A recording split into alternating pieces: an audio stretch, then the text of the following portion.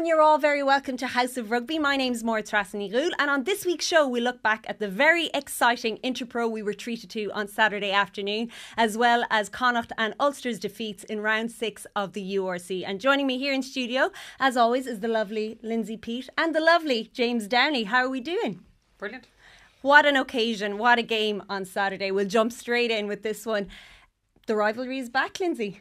I think it's something that's now, it's world renowned. You know, like I think James Ryan alluded to that in his post-match interview. This is a rivalry like no other, and any Irish rugby fan will say the same. So I think we're all just coming up for air at this stage. What a match. It lived up to expectation. 52,000 in the Aviva. I wasn't at myself, unfortunately, in my own club game, but anyone I was speaking to after, we said the atmosphere was electric and it really lived up to just an all-round exciting exhibition of rugby. So it was two heavyweights going toe to toe. It was, and I was there in the Aviva and the atmosphere was brilliant. And I suppose on paper going into this game, Leinster had by far the stronger team, but it's not won on paper, and Munster weren't fazed by it in any shape or form. No, certainly not. And I think you look at especially they started so well and so fast, which kind of caught Leinster off guard. And I think Leinster ultimately made a lot of uncharacteristic mistakes. You know, I think Guy Ringrose made a lot of missed tackles, James Ryan a few knock-ons, Jimmy O'Brien under high balls, Hugo Keenan under high balls. There was things that we never see Leinster do, and they were just under pressure, and Munster had them. And I guess they're going to be so frustrated that they gave away that Tyg Byrne intercept try, which I think ultimately cost them the game, you know. But look, they can build on that. It was such a great game though, you know, and it was great to have that rivalry back, as Lindsay mentioned, because it's crucial for Irish rugby, but it's crucial to have that little bit of a bite, as we always need, going into some big games. There was a lot to like about Munster's performance, but they won't be happy with the losing bonus point because they put themselves in a position to win that game. And as James alluded to there, you know, it was 3 Munster mistakes really that led to the 3 tries from Leinster. Yes, but we mentioned Gary Ringrose, right, who's I suppose renowned as this out and out 13. We probably don't have a lot of, you know, those fully polished 13 players, say for even Ireland. But one flaw and one Achilles heel of Gary Ringrose is when he does shoot out the line, if you do not make that tackle, which he didn't on Simon Zebo, cost us that Craig Casey try. So there's sort of both sides. I think both sides were guilty probably of mistakes, but if we go back to the semi-final of the URC last year between Munster and Leinster, it was Munster who lived and kind of built on those mistakes and like punished Leinster. So probably on the back of what they did to Leinster last year, they'll be kicking themselves in this, that they didn't come away with the win. So yeah, personally I suppose I'm a little bit biased. I would think that it would be Leinster would be more the kind of side who'd be kicking themselves as to their mistakes, because they got so many in the green zone. 5 metre, probably both teams were guilty of really poor mistakes towards the 5 metre, but especially Leinster. I mean, Ty Furlong had a knock on, then there was a turnover for Ty Byrne who was excellent just after the Larmer try. I think that Leinster could have wrapped up a bonus point, but I have to give it to Munster. I thought they were excellent. I thought Jack Crowley again on the gain line really controlled everything with his team, and I thought the back three for Munster were exceptional in Zebo, Calvin Nash and Shane Daly especially, so, and Frisch with his out the back pass to Casey as well. So there's glimpses of this Munster that are building with Graham Rowntree, and I think he was very pleased with how his team performed going into Glasgow this weekend. We didn't get the showdown between Ross Byrne and Jack Crowley like we had hoped to get, but Frawley, when he came on as well, it looked like he's very comfortable at 10. I know Leinster play him a lot at 15. Ireland, Andy Farrell seemed to like him at 10 as well, and if he gets a run in the 10 jersey now, it'll be difficult to take it off him. Certainly, that's the big question. If he gets a run at 10, I think he was unlucky that he can play so many positions, and that's why he kind of jumps on the bench. He can cover midfield, full back and 10, but he's taken his opportunity extremely well, you know, and I thought he was superb at the weekend, controlled things. I'd love to see him play more at 10, really would. I know Harry Byrne got a good few chances at the start. Don't know what Ross Byrne had, the severity of his injury, but Frawley's certainly got to be one you got to look at, again, for multi-positional, but also he is such a quality player. If he can stay fit, that's a big thing for him as well, if he can stay and keep the minutes and keep that pressure on Ross Byrne, but certainly one you can look at in the 10 position. He plays on the gain line, doesn't he? He really plays a lot, similarly to Johnny Sexton. He does. Do you think that's, would you prefer, if you had to pick a position for him, you'd put him in 10? Yeah. I think his distribution, because he has that ability to play in midfield, as he knows what he's doing, he can defend. and that fullback as well. He's got that attacking threat as well. Yeah. But he's a bullet of a pass. So for me, it's just give him the time at 10, you know, Yeah. and just get used to it. Game management, obviously, and controlling it. I think I'd agree. I think there was so much hype about him kind of as we were building those layers coming up to the World Cup that he was brought into Ireland camp for the 10. I think then he was very unfortunate between the games and probably the chances. How obviously He was injured on that tour as well. he to was South injured. Africa. It can be confidence. You need time as a 10. You need embedding. You have to form this half-back partnership. Then you're looking at everything. You know, where you are in the position. You're arranging all the players around you. But I watched him the weekend and he had his hand up all the time, and he's like a general there. And the fact that he's on the gain line all the time, so he's holding his pass and waiting for that right exact decision or the defence to give them what the best decision is. He's great ball carrier. He runs great lines.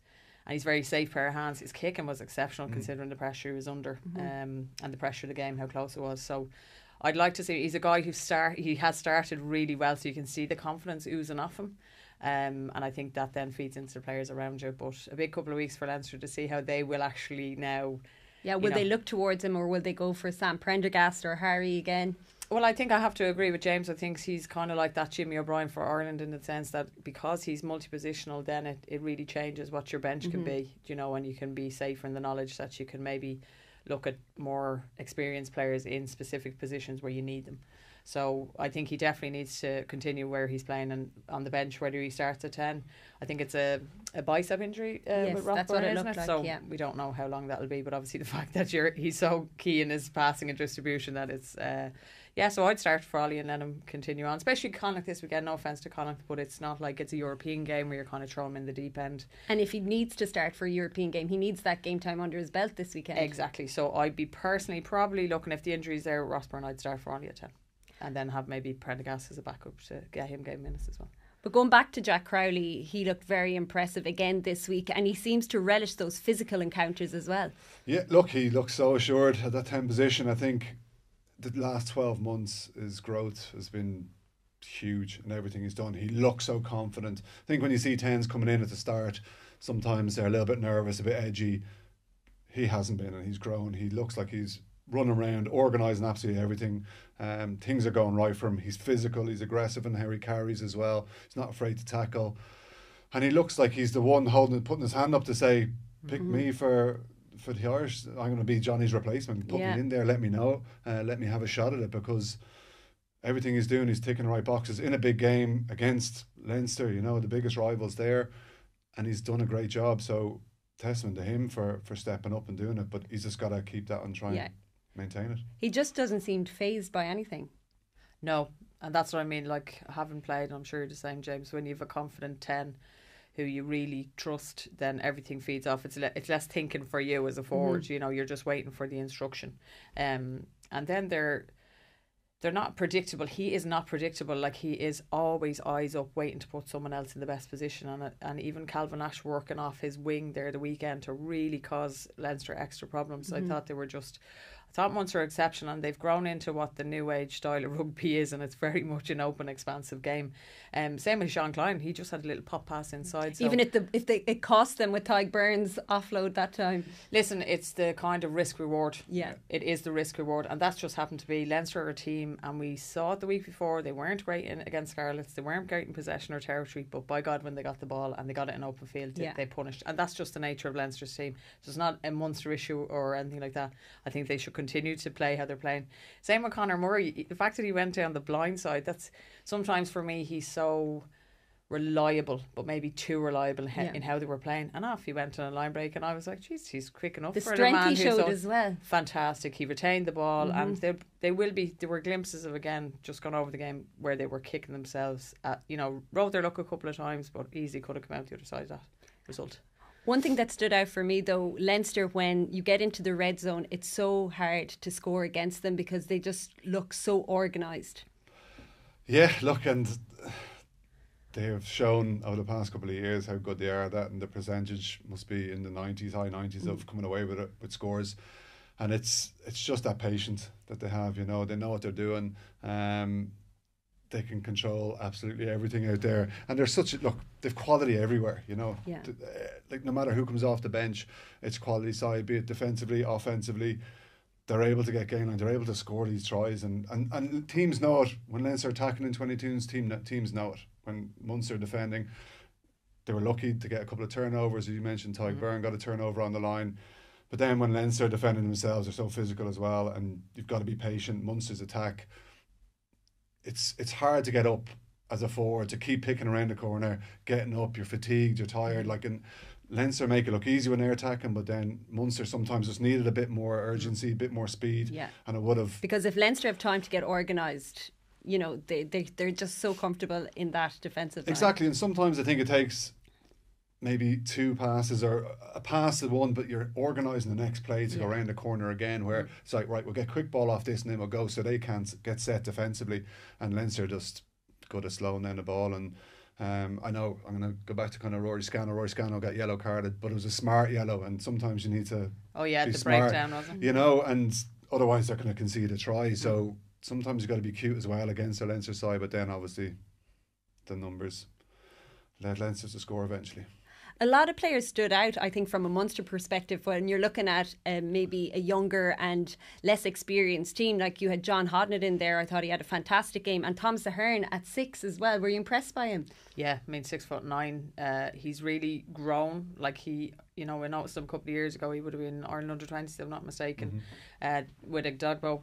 So he's a guy who's, you're thinking, will this guy make it? But he's filled out. He's assured. He's physical. He's not afraid to get stuck in. The fact now that he's kind of now that Tyke Byrne-esque where he can play second row, he can come in as a back row. The modern day second row is now really a promoted back row, you know, because they're mobile and they Oisin Dowling as well for Connacht. Yeah. Absolutely. So I think and I think the big thing for Munster going forward in a long season would have juggling European and URC and trying to stand in both is that Thomas Ahern will be one of those key players to come in, whether there be injuries or fatigue or players need rest and has to be rotated in and out. I think he's gonna have a big season. I would think overall now. I think he's been unlucky as well with injuries. He has been, and I think you lose someone like Peat and Peter O'Mahony, and when he is in a defensive line out, you know you've got to be on the money, especially at the front, that he's such a weapon to throw up there. And then you have Thomas Ahern who comes in, not naturally a 6, but again that defensive option in a line out, and offensively, you know, he's 6'9", as you say. It's a tough one to do, you know, and tough one to deal with. He was superb for someone who hadn't played too much rugby this season, you know. I think it might have been his only second or third game, certainly his first start, but he's one of these players who needs to get a string a few games together if he can. Obviously Europe's coming up in a couple of weeks as well, but needs to play a bit more. This, when you look at the Munster team, this is only really the start of the rebuild under Graham Rowntree and all these young players coming through. And I suppose having won in the Aviva last year, having the URC Cup under their belt as well, they don't fear Leinster. And I suppose looking at their season, it doesn't hinge on beating Leinster's. You know, it doesn't affect their season whether they win or lose against Leinster now, I feel, because they have this confidence and belief in their own game plan and in the players that are coming through. And I think that's been the biggest change from Graham Rowntree, the fact that the kind of, I suppose, broken pieces he had to put together, you know, and rebuild and instill confidence in younger players. So I think that was one thing, and a cultural shift, that there wasn't these enigmatic, you know, historical legends of Munster players just getting automatically into a jersey, the likes of the Craig Caseys, the Thomas Aherns, the Gavin Coombs now were instilled with confidence because they were starting games on merit of training. So that's a huge cultural shift for me. I can only imagine. Obviously I haven't been privy to the inner circles or inner workings of Munster, but I can only imagine that's been a huge shift. I think Graham Rowntree, and just his interviews, again, I haven't met him, he seems a really good guy. He's not afraid to sugarcoat when, you know, they haven't met the standards he's instilled, but he does not shy away from giving them the credit even on the back of a loss. So, you know, there's obviously a process there, and, you know, they have a set of standards working towards that process and that goal, and if the lads meet them, you know, he's more than happy. So when you're given players confidence and they're able to play, that's when you see the likes of John Hodnett shining through, Thomas Ahern not afraid to go into 6, the likes of Calvin Nash, who did get his opportunity going down to that with the kind of emerging talent for New Zealand, And I don't think that guy's looked back since. He's been a really standout player for me over the last 2 seasons, and I'd love to see him now get into a Six Nations squads for this upcoming tournament. The building blocks are there now for Munster, and I suppose the muscle memory is there now against Leinster. As I said, their season isn't defined by whether they win or lose against them. No, but I still think it's a massive measure of where they are. You know, I think they'll always weigh that up and see how far they've come on with it, because I think Leinster have been so dominant the last couple of years that it's been a bugbear for them, and frustrating when they see national sides mentioned and not as many Munster players are getting in as Leinster players. But I think that the way Munster have evolved their game, if we go back to kind of the start of last season, where I think it was Dragons in Cardiff and there was so many knock-ons, it was just, you couldn't recognise what they were trying to do, and they stuck at it, and they believed in the process, and they believed in what Prendergast was trying to do. Yeah. And now you can see the benefits, and the players believe in the system, and as you say, it's muscle memory for them. They understand what they're trying to do, they understand how they're trying to play, and now passes are starting to stick, and they're confident. They've obviously won last year's URC. Now there's a target on their back, so they've got to deal with that as well, you know. But yeah, I think that they've got to be so confident in how they're doing it. We can see it, but now it's time to kick it on again as well, and not worry so much about Leinster. Focus on themselves a lot more. And not be satisfied. Sorry, Lindsay. No, I'm going to say Mike Prendergast and Dennis Leamy don't get enough of a shout out, but they've done a great job coming in as well to kind of really make them a full package. Do you know when you break it down? Sorry, I interrupted. No, I was just saying they have a standard now, Munster, that they won't be happy with the losing bonus point, as we said at the start, and they should go into these games with expectation as opposed to hope.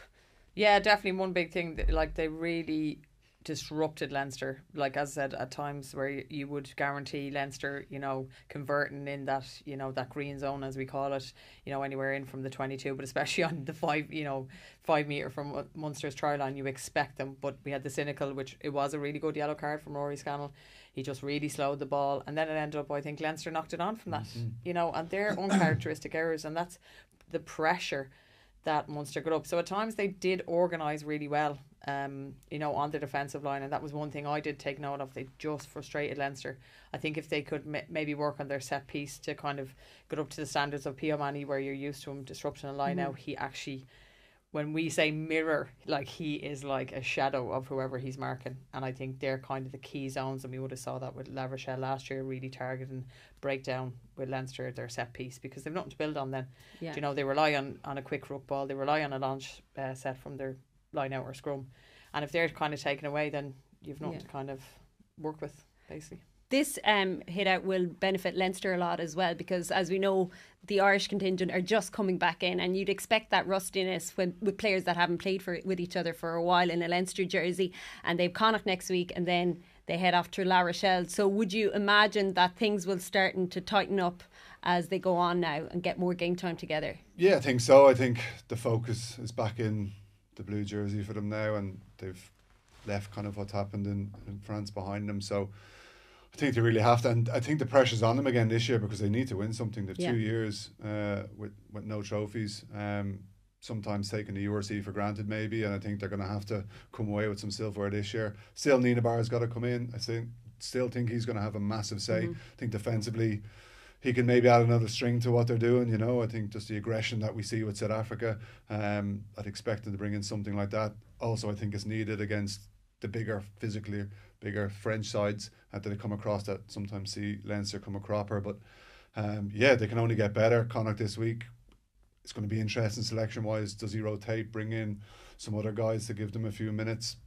Don't know how much he's going to want to rotate coming into Europe, but I'm sure we'll see a bit of a mixed side. But look, there's plenty to work on for them, and there's so many quality players there. That's it. And Jacques Nienaber, he arrived this morning in Leinster, so I'd love to be a fly in the wall for the training this week, because I'm wondering how hands-on will he be straight away, or will he observe for the first few weeks? No, I don't see him observing. I'd say I'd say his observing has been over the last couple of weeks. I know obviously he had the celebrations with South Africa, but I still think then he's a man of huge professionalism, and look, the South Africans adore their rugby, so I think he will want to come in and, you know, put his blueprint on a lot of things. What will he have seen in Saturday's game? I think he'll see a really great layers of foundations to build upon, but now to bring them all together to make this absolutely into a juggernaut for the rest of the season. I think they can improve their aggression. think sometimes their line speed can be inconsistent. If you see with the South African even club sides, their line speed and their aggression and their want to get that ball. And can't remember the exact story, as I said, Greg, O'Shea, when he was in with Munster, spoke about basically, I think, Niederbar relating to the ball being like your child. That's how much you want to protect that ball. So on both sides of the ruck, I think he's going to bring a huge amount of aggression. And I think then probably the finishing touches is, which let them down in La Rochelle. You can't keep playing the same Leinster way with all the bigger teams. I think, yes, when you can move the ball and move them from side to side and create gaps, but I think you have to be patient and you have to be physical. So yeah, I'm interested to see the reaction from them. Not much, because obviously there's huge respect for Leo Cullen and what they've done there. I think Nina Barr will help bring the Finnish article and hopefully some silverware this season. Have you seen any tweaks or changes since the departure of Stuart Lancaster in the way that Leinster play or line out? Not too much. I think Andrew Goodman's obviously been a student of Stuart's, I suppose, and his own game down New Zealand, but small little things. You still have your noticeable wraparounds that Leinster would do, but not major. I still think that he can't come in and change too much initially straight away. I think you can slowly embed things. Same with Nina Barr. I don't think he's going to come in and say, right, our winger is going to shoot out from the inside, and that's because that's what we do in South Africa.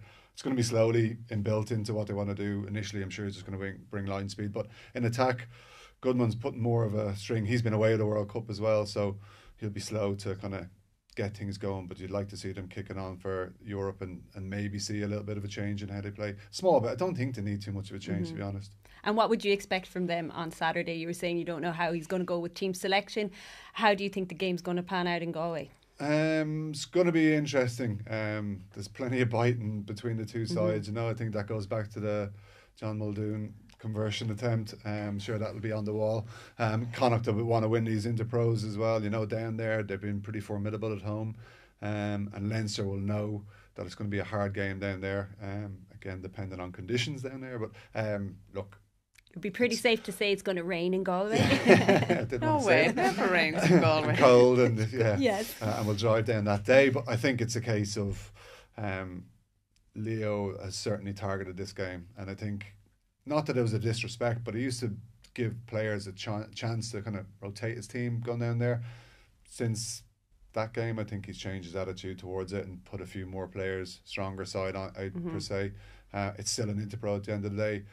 And Leinster want to certainly improve, especially coming into Europe. I think you got to have players playing. You can't just go into Europe with a team and go, right, we haven't played and they together. won't be satisfied with the performance at the weekend. No, certainly not. There's always work-ons, I guess, but I think it's still an interpro, and it's still a guy across the way for you who's trying to get an Irish jersey off you, and the Irish coaches will watch everything in this, so it's a great chance for both sides. Munster are down in Cork on Friday night. They welcome Glasgow, and that's always a feisty affair. Like we remember back to Thomond Park last March, Glasgow were running away with it in the first half. Now Munster fought their way back into the game, but Glasgow won comfortably, and they're doing really well. We'll move on to Glasgow Connacht shortly, but they look like a formidable force this season.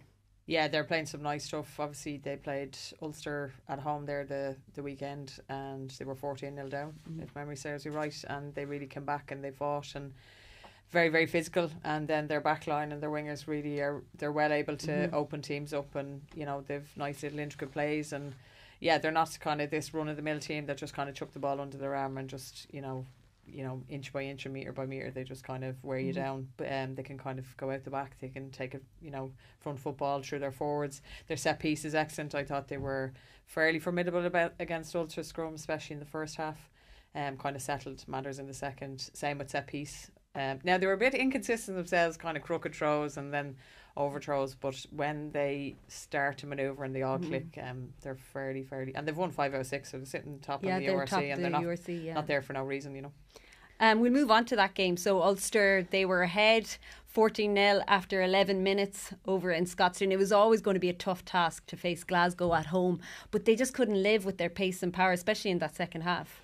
No, yeah, I think you look at this Glasgow side and at home, as Lindsay mentioned, they are such a threat. Franco Smith came in last year, in the middle of last year, and takes a while for him to embed things, but this year had a full pre-season and they're so good there. I think Ulster going over there, look, it's a tough place to go, and Ulster did well to start, but I think that was due to Glasgow not particularly firing too well and giving away a lot of penalties. But Once Glasgow got form, once they got their line-out drive going, their set-piece line-out is superb.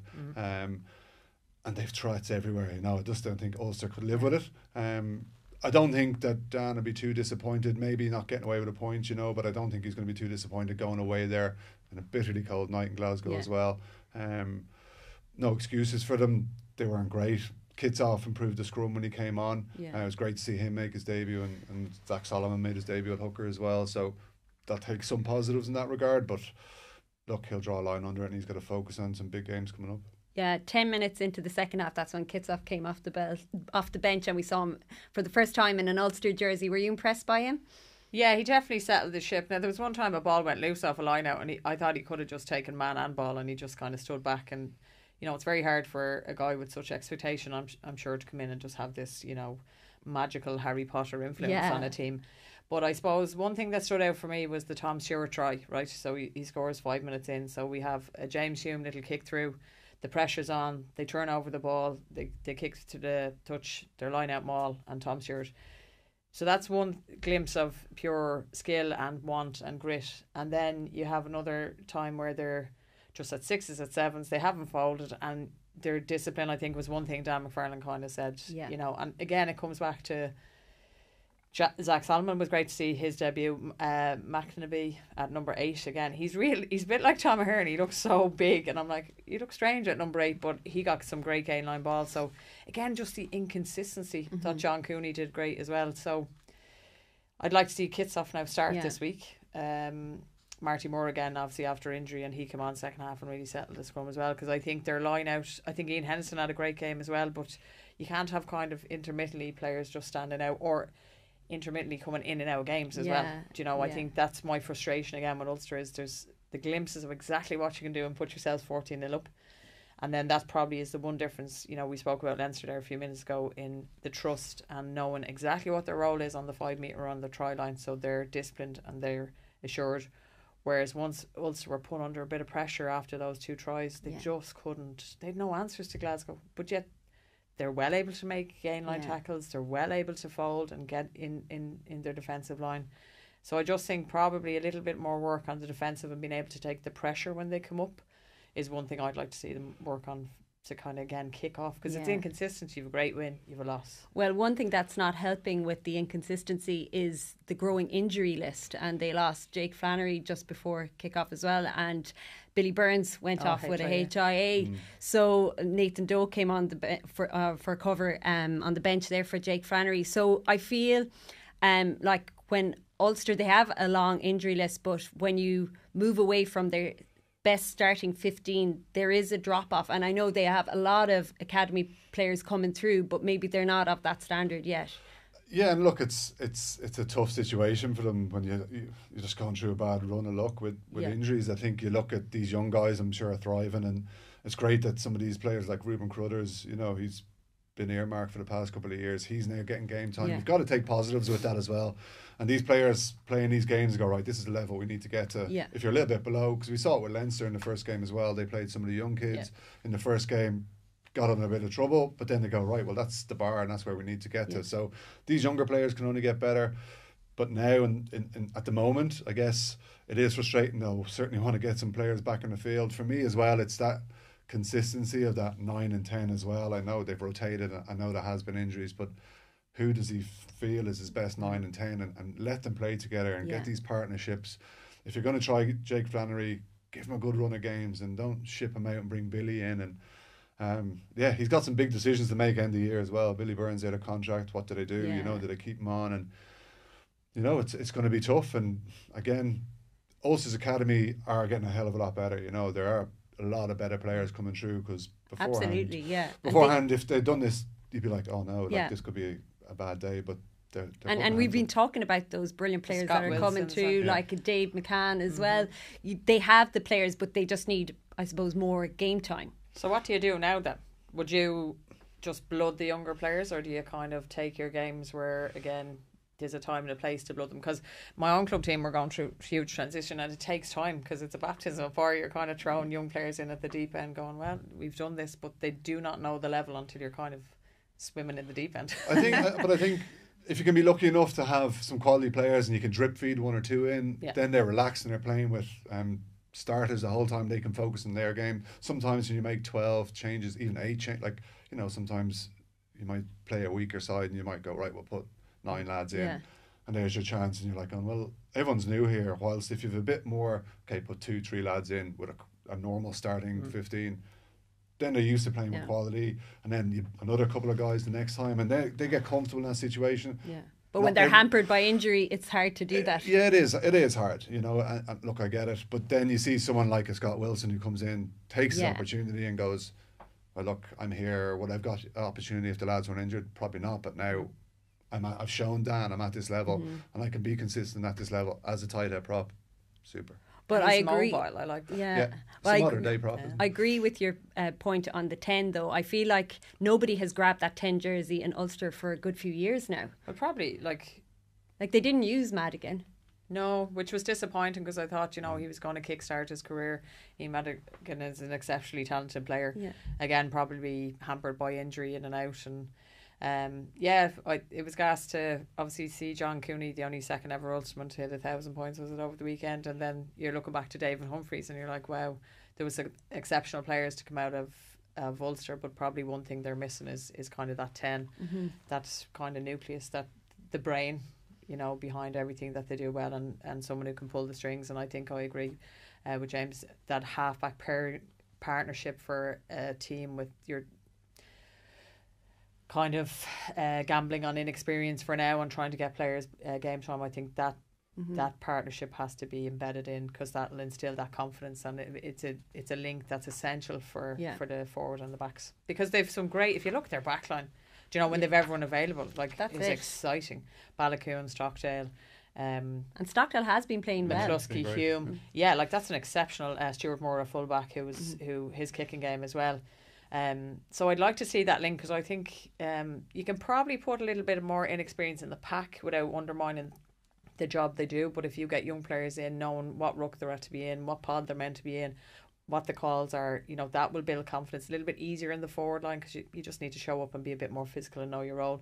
The back line obviously is a little bit more intricacies of their play and who needs to run lines and exactly decision making. But I think 9 and 10 is key for just to build a little bit of confidence and momentum for Ulster. Well, despite all this, they're still 4th in the URC, and they welcome Edinburgh to Belfast at the weekend. Would you be confident of a home win? No, I would indeed. I think that Edinburgh coming over will be a challenge. Saw them playing against Leinster in the RDS, and when they had their full side out, and look, they lost a couple of weeks ago. Was it this weekend to Treviso or last weekend? To Benetton, Benetton. So they'll want to bounce back from that, you know, and they'll be confident enough coming over. When they play, they've a lot of Scottish internationals in their side. Ben Healy's been playing great for them. Be a big challenge for them, but Ulster, I think, will just do enough at home. I think Dan will certainly have them fired up for this weekend, because they'll need to bounce back, you know, and again, going into Europe, they'll want to have some confidence. Another team that will be hoping to bounce back on Saturday is Connacht. They went to Loftus Versfeld against the Bulls on Saturday, and the game finished 53-27, and it was always going to be a tough challenge taking on the Bulls at home. No Irish team has ever won there. I don't think any European team has ever won there, but Connacht didn't help themselves either. No, well, they got a yellow card. I didn't think they could handle the Bulls' physicality. You know, the Bulls actually had one out runners, and they were just taking, you know, a couple of Connacht men with them. Set piece as well, discipline. I thought there was great endeavour, and there was glimpses of exactly where Connacht are building and in the right direction. So there will be huge positives to come out of that game. I know they were frustrated at the end with the decision of the referee not to give them the advantage, and they could have come away with a loads and bonus point. But I think they'll be happy enough with their 2 weeks in South Africa, coming back to play Leinster, and then the question is, will Mack and Bundy be back for this weekend? But yeah, probably they'd be disappointed.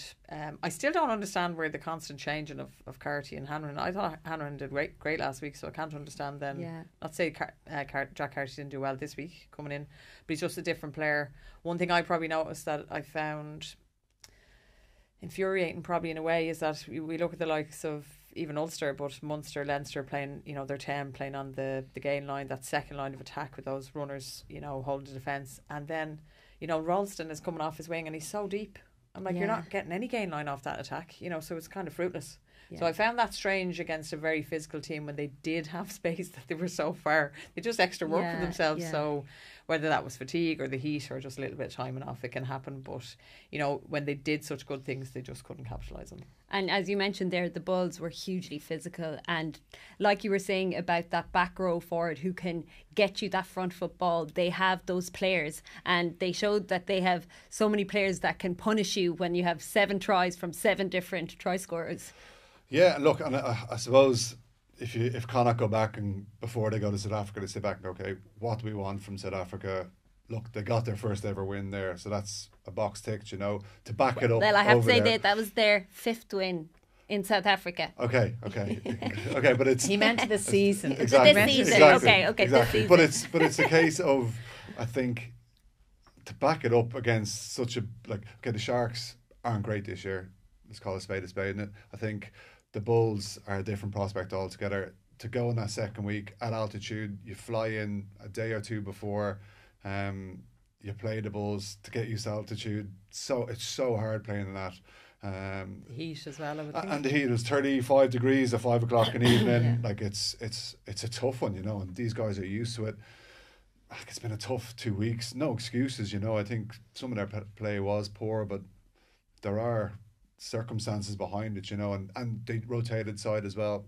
Interesting tactics, I think. I think Wilkins plays.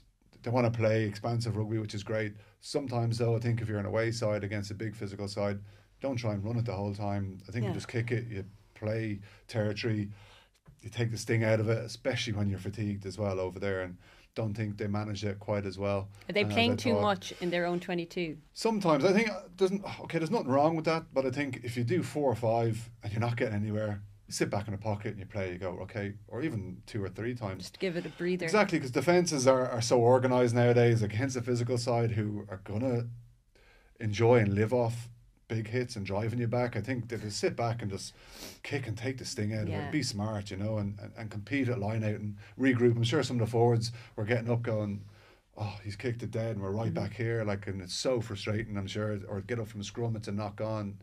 It is so frustrating. But in saying that, they nearly got away with getting a bonus point. Yeah. The game opened up. It was probably suited Connacht later on in the second half, that the game did open up a bit more, and it suited the way they're playing because the Bulls were a little bit looser, because they had the win in the bag. And I thought they switched off, to be honest. But then it's a chance for Connacht to go, we can actually get a bonus point here. Okay, it doesn't the results beyond doubt, but if we can sneak forward 4 tries, how good, 5 points, get back. Because ultimately, look, they're still 4 from 6. That's it. And they had, as you said, they had really good passages of play, especially in that second half with that quick ball. So you can see what they're trying to do. But as James was saying there, maybe it is down to just that management at 10. Hugely. Because, I'm sitting there, the reason I was laughing was I'm trying to recall the most physical team you played at, and then you're in heat. Now, as an Irish person playing against a superior team physically, along with the heat, you're absolutely dead. So as an ex-prop, you're going, please don't use me, or you can only go so many phases before you're really goosed. Do you know what I mean? So very surprised they didn't use more of a kicking game. I think you're right in what you say, against big physical teams, whether we're talking about Ireland, South Africa, or whether we're talking about Connacht and Bulls, you want to move a big team around, and then you're trying to open up gaps. So depending on the game, you're kicking for territory, you might be kicking. I know Moody came on, he kind of had a mistake. Could you have targeted players to put them under pressure, force the Bulls into mistakes, gain some territory? The set piece was excellent at times when they went to the corner. They did win their own ball. So I think, game management and decision making, and this isn't the first time we kind of brought this up. So you have to look at what your opposition is strong at and where they're weak, and you have to kind of counteract that and make create opportunities for yourself off that. So I think second game in a row again, a South African team, regardless of how poor the Sharks were, they're still a physical side to put you through your paces. And with 1 week recovery, I'd say there was very little left in the tank for some players, who played for the second week. So I think if they've come away with anything from South Africa, you would hope that they'd have learned on a kind of tactical sense as to where they can manage those games and really put themselves in good positions to get scores and bonus points and even win games. And it feels like Connacht have more depth this season. They rotated a lot on the tour to South Africa. You had Colm Riley in at scrum half. I know Quaylen Blade was at a different level when he came off the pitch, but they need to build that depth, and they're giving players chances. Yeah, certainly. I think as well, they kind of riskingly brought on Caelan Blade. I think he was the last substitute to be used, so they trusted Colin Riley, which is great to see, and they left him out there for a good 65 minutes, I think, if not more. But that's what they need. They need quality in behind. Normally Connacht historically have had a strong 15, and then behind that it's like, okay, or 23. Yeah. Behind that, then what else do we do? If you have, say, like an Ulster and you have 4 or 5 injuries, do you have that quality? And they do now. They can mix it up. You know, even had Carl Ford has been superb, and Hawkshaw played 13. Doesn't play 13. That was his first time playing 13 for Connacht. And they look pretty good. And ultimately, they're 3-10s that are playing 10, 12, 13. So you've got smart guys. And that, again, comes back to some of the game management, why one of those didn't stand up. And Carl Ford, I think, is a left peg in him too. He's a big boot.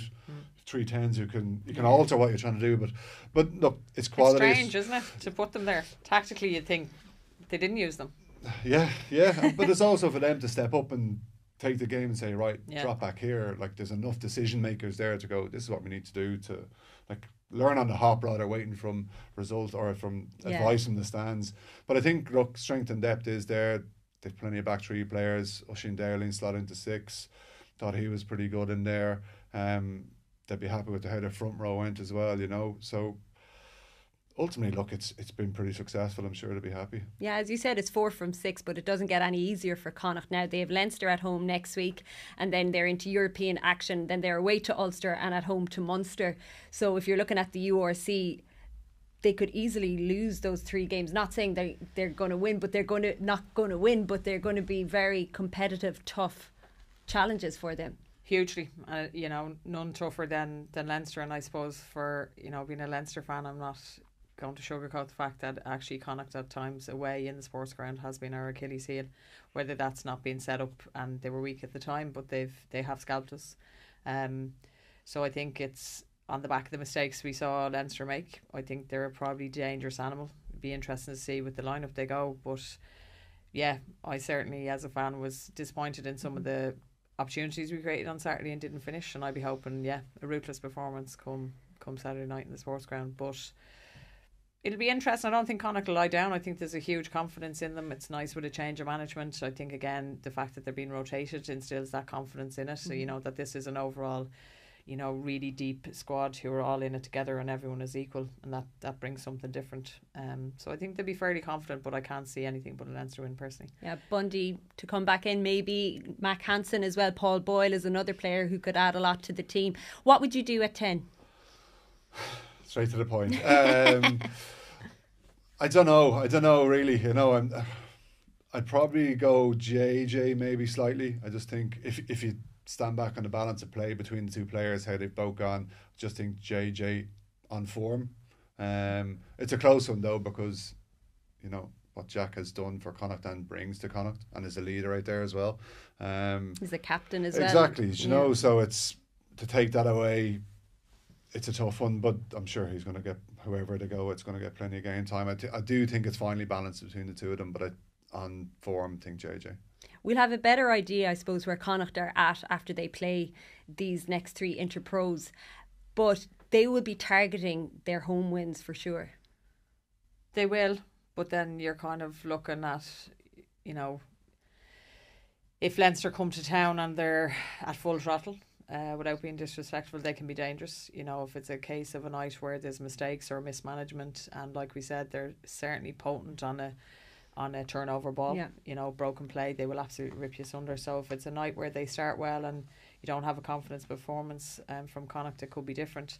And then you're going into your European games, and then you wouldn't want to go to Ulster, because I think again, depending on what Ulster presents themselves, or on the back of a loss, or you know, they're probably another province who are looking to really cement, you know, that again, Kingspan being their just fortress, which they haven't really done last year. Was a poor probably home return for their game. So, and then Munster away to finish it off. So they've a tough run, but as I said, the inconsistency of Connacht, you just don't know. It could be 3 from 4, it could be 0 from 4. You know, you just don't know. I think the management of that's crucial, and for all the teams coming in, because there's so many games in a row that you have to kind of target games perhaps, and you don't want to be like the French and go for your home games, but maybe that's the smart thing to do. And maybe an Ulster side's in a weaker side away or whatever, and you go for those games and you go, right, we'll just win our home games, and and we'll rotate. And that's why it's great to see rotation now at the moment, because players can't complain now because everyone's getting an opportunity. Yeah. And it's not as if it's same team every week. You can't afford to do that in a 12, 13 week stretch of games, and that's the beauty of this now at the moment. Before we finish up, just to touch on the news from Munster this week that Peter O'Mahony is stepping aside as Munster captain after spending 10 years as captain and leader there. It was strange in a way, the timing, 5 rounds into the new season, that they announced this. What do you think? Can we read anything into it when we were thinking about the Irish captaincy? Interesting point. I didn't really look at it. I was surprised myself that he stood away, but at the same time I think it's probably a good time. He's been 10 years there. He's been absolutely unbelievable servant to Munster rugby, and I suppose he himself, I think he's very pragmatic and rational guy. I think he just would feel that maybe the transition and the time is right for these young guys maybe to step up. We see even James Ryan and Guy Ringrose, who are hugely experienced, are now sharing the captaincy with Leinster. So it'll be interesting to see who the replacement is. But it could be the fact that he's taken over Irish captaincy and he can't do both. Diarmuid Byrne captained the side on Saturday. He's captained Munster a few times now. Who in your eyes is in the running? Oh, look, there's plenty of people in the running there. I think Tadhg Byrne would be one for me that would stick out, because he's kind of been there and been around that group. Just quickly on the Peat point, I think is, if you look back to when I was in the squad when Pete was made captain and Paul O'Connell was still there and Ronan O'Gara was still there, so the names are there, and Pete learned and got to bounce stuff off them. And I think it's an interesting one that Pete's going to step aside, but he's still going to be there, and he can bring on this other person. And look, you have a leader out in the field anyway, and ultimately they're just making 1 or 2 decisions. But you can bounce things off Peter if need be, whoever that is. Look, they have a lot of experience there.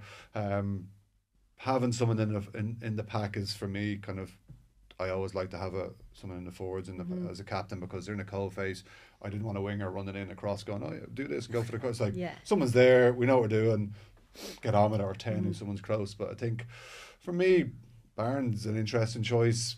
Tadhg Byrne, as I said, would be one that I'd like to see maybe get it, but you've lots of leaders out there anyway. Is there anyone that stands out for you, Lindsay? I think some of looking at the young crew, they just are find their groove and find their feet in the URC. So I think for some of them to put the captaincy on their shoulders might be a little bit step too far. Could they look at Crowley, Casey? I would look, if I was going for the younger, doing a little bit like a co-captaincy. I think it's easier to help that experience, because I'd be guilty of, very few times I had the privilege of captaining, but you kind of think you have to do something profound, and you don't. If anyone's a leader sometimes, and certainly Pete is a guy who, I would say, by his words, but his words are bolstered by his actions, and people follow those who action what they say.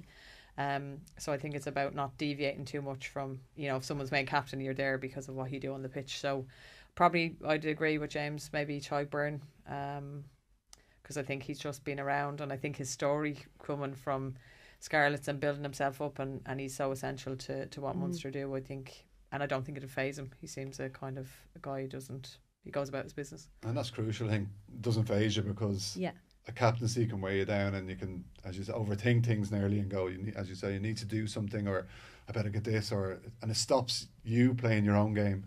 And you want someone who just goes, yeah, fine, okay, you're Captain Grant, and not worry about it and just take it on like someone taking a penalty in football. You put your name down, you walk straight up, and that's it's part, exactly, and it's natural, should be seamless. Interesting about the co-captains, that could be something they look at as well, but yeah, it's a big decision for them. Yeah, and Graham Rowntree said they're not going to rush it, and I suppose, as you were saying, it's very important that they have Pete there to hand over the baton and to mentor the successor. He did, and you know what? He seems a very humble guy. I know he presented jerseys to the Irish girls not too long ago, and they were he was one of their favourites. So I think he's just very much down to earth guy who's very personable. So I think he was very humble in his statement about it, and he did allude to the fact that James just said that he had Paul O'Connell there, and that was essential, that he had that backup to kind of bounce that off. And that will be a huge transition period for whoever takes the captaincy, because you do have to reflect on decisions you could have made in a game. And in rugby, especially if they're tight games, are you going for the post, are you going for the corner, what's your line out call, are you going for a scrum? And they seem minimal decisions, but they're actually not, because you have to depend on how you're firing in those different areas. So yeah, he was very minimal in what he said, but he kind of said, listen, I'm here around with an arm around their shoulder, and I think that'll be essential for that transition over. So congratulations to him, and fair play to you on the last 10 years. It'll be interesting to see how things unfold. Well, we'll have to leave it there today. My thanks to Lindsay and to James. That's all we have time for on this week's House of Rugby, but we'll be back again next Monday. Until then, from all of us here, slán go fóill.